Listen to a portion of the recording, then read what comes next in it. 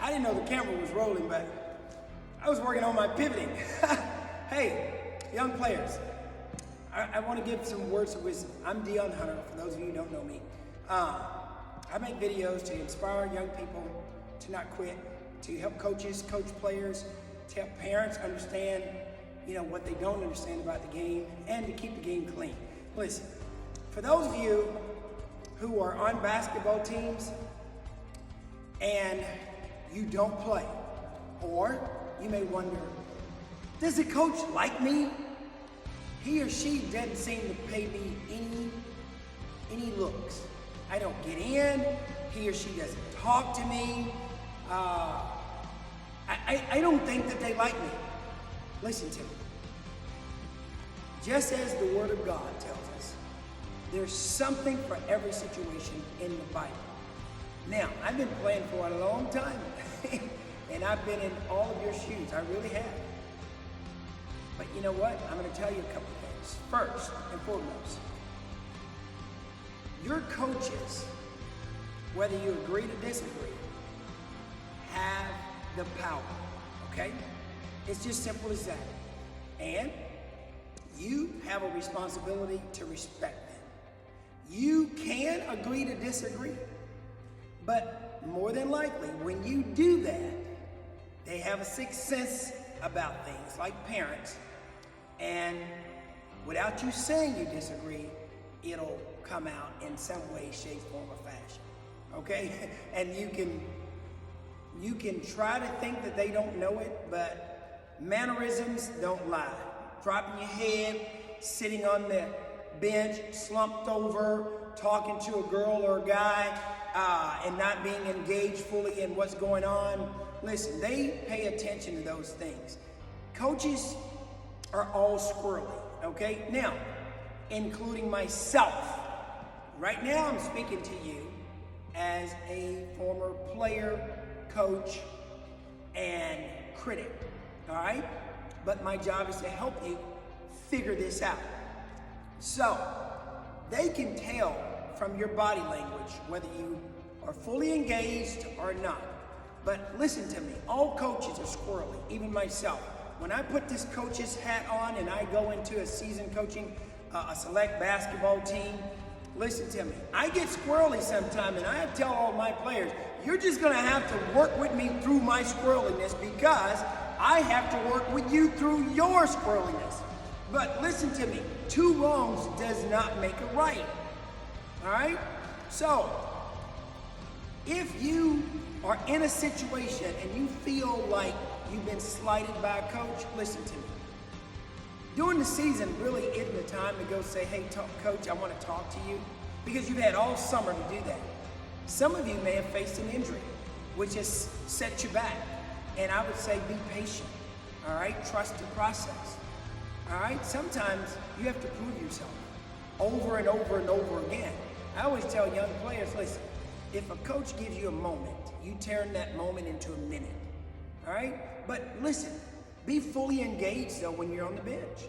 Be engaged during warm-ups. Go hard as if you're going to play the whole game. And listen, be a cheerleader on the bench.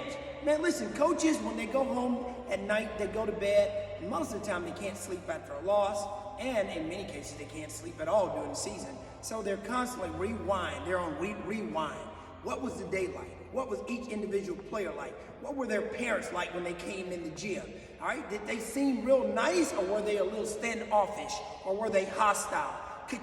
Coaches can tell whether you and your mom and or dad has had a conversation about them. And in some cases, some of you make a big mistake by inviting all of your posse friends from select to the game to critique the coaches. And they feel that too. And listen to me, I don't think they're intentional about taking it out on you, but some do and most don't, because I really think that most coaches have a good heart.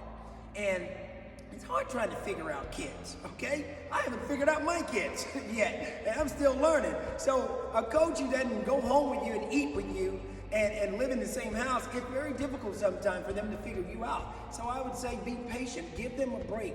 But more importantly, from a spiritual perspective, pray over your coaches. Pray that God will open up your eyes and give you the wisdom that you need to learn what it will take to be, to get in good graces with them.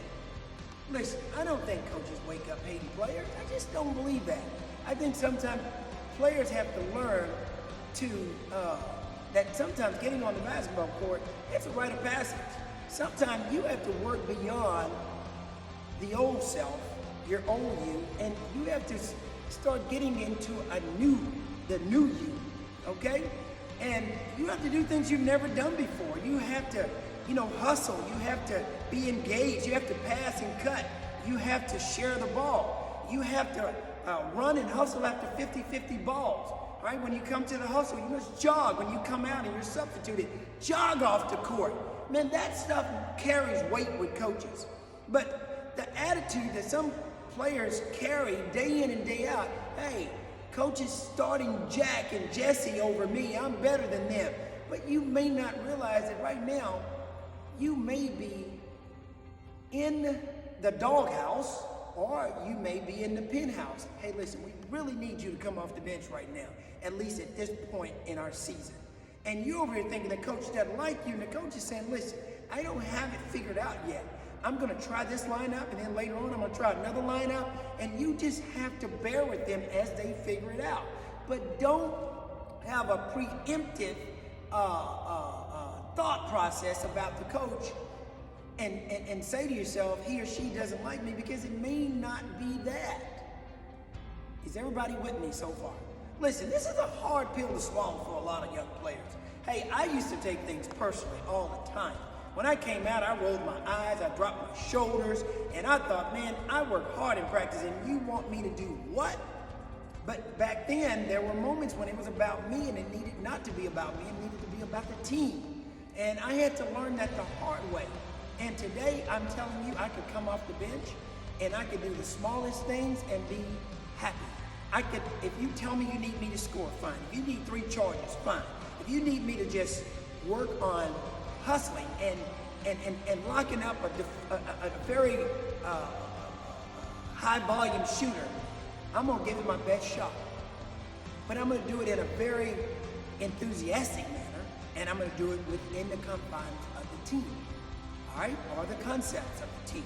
Now, make sure you're not this kind of player. Don't ever go to that court and get in the game and start listening to mom and dad in the stands telling you what to do. I'm telling you, that's the best way to get back on that bench and not go in for 2 or 3 games. All right, you have to remember, you have a coach. He or she is the person in authority, and you have a responsibility to respect them. And you can always take the jersey off and decide not to play. I'm done, I'm good, all right? This turkey is fully cooked, all right? Because there's so many other things in life beyond playing basketball. I always say, like that sign over here says basketball is just a game. It's not life. There's a lot of things that are learned from the game, all right, that are symbolic of life, but quitting is not one of them, all right? So remember, you owe it to your teammates and your coaches, all right, to give your best every single day. And I always tell young players, let your best settle the score. There's some things that you're not going to get out of playing basketball. You're just not, because it's not in the cards for you. But if you want to be a basketball player, you got to want to be a member of the team first, and you have to accept your roles. And roles can change, and most often they do. But again, get in good graces with your coaches. You don't have to like their personality. You don't have to like how they say things to you. But listen, don't get in your head the thought and the fact that they just don't like you. Now, there's a small percentage that are like that, okay? And we want to slowly, we pray God will change them or weed them out of this game, because, it's just not healthy to be that kind of coach. Kids are going to make mistakes. They're going to do some dumb things. They're going to do some dumb things. They're going to say some dumb things. But our job as coaches is to build them up, teach them the proper way to be a teammate, all right? And how to handle constructive criticism. But listen to me, everything that you do in life is about winning. You get out here and you win, but you got to put forth the right effort. Now I want to encourage you, don't give up on yourself, don't give up on your team, don't give up on your coaches. Listen, they're human. They go home, they have feelings. They don't get it right all the time, and sometimes when a coach doesn't get it right, they go home and they think about it, and sometimes it takes a couple of days for them to correct it. And so I don't think that right after a game, you or mom or dad should want an appointment with them the next day to say, hey, why isn't my child playing? You know, so-and-so's son's not playing, and my son or daughter is better than them. Well, you might be right, but they might like the cohesiveness that the other player brings to the team versus yours, because you may have a volatile situation when you're on the court, and you may be all about yourself. And you have to really look in the mirror and say, where do I fit in this team? It's got to be we and not me. So anyway, I hope this little segment helps you. I want to see everybody win. All right, coaches matter, players matter, fans matter, parents matter. All right, that's what makes us a community. And so together we rise, divided we will fall. So listen, join the team and be a healthy member of doing whatever it is that you've been asked to do in a wholehearted way. Deon, signing off. I gotta get back to work.